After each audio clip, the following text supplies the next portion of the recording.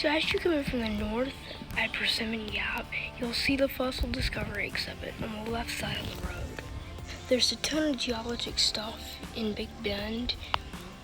Some of the fossils here aren't found anywhere else in the world, including the massive Quetzalcoatl, a flying pterosaur with a 40-foot wingspan. In addition to the king of the sky, they've also got fossils in the king of the sea, the Mosasaurus. 30 to 40 feet of an oceanic reptile from the late Cretaceous period.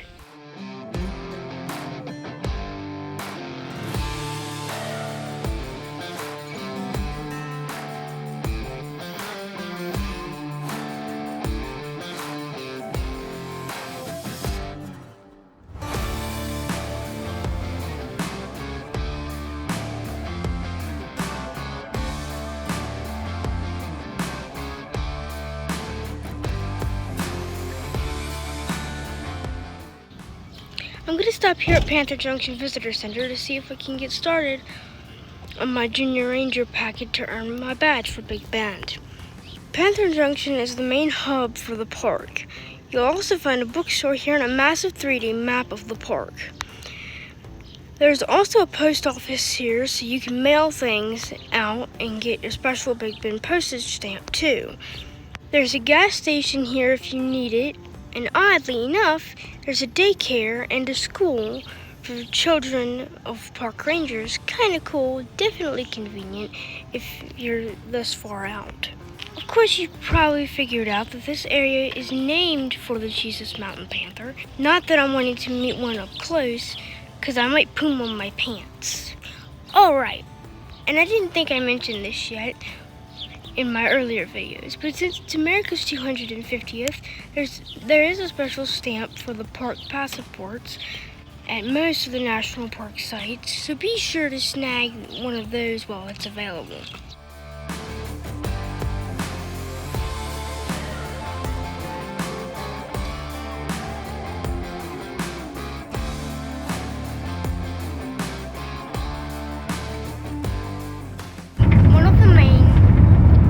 The most iconic places in the park is Santa Elena Canyon, where I'm heading now.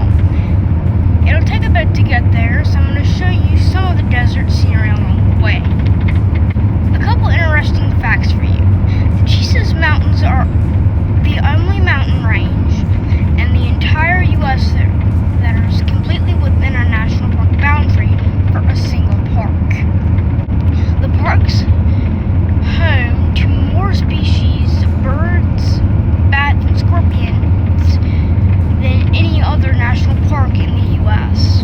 The Rio Grande does run for 118 miles along the U.S.-Mexico border. You can even cross the river by rowboat or by visiting a tiny town in Mexico called Buequias. Bring your passport. The whole park is designated as an international dark sky park, having some of the darkest night sky in the lower 48 states. On a clear night, you can see the Milky Way with your naked eye.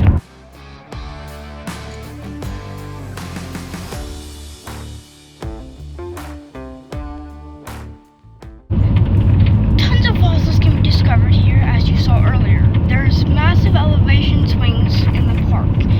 You can go from blistering heat by the river to cooler temps in the forested mountains. It's insane, but it's nature. Also, I mentioned a javelina earlier. It's basically a little wild pig.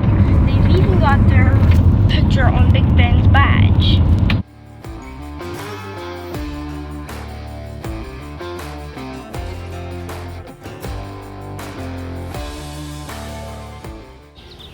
We finally made it to Santa Elena Canyon, end of the road, literally.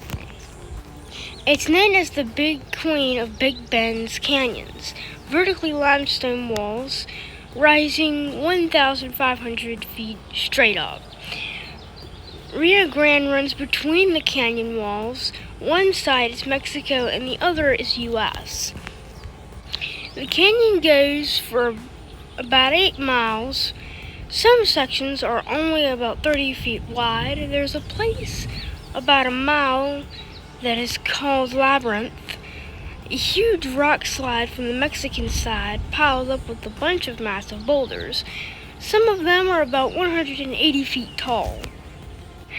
There's a really cool echo effect here. Shouts and noises can actually sound like a pack of coyotes, kinda unnerving if you don't expect it.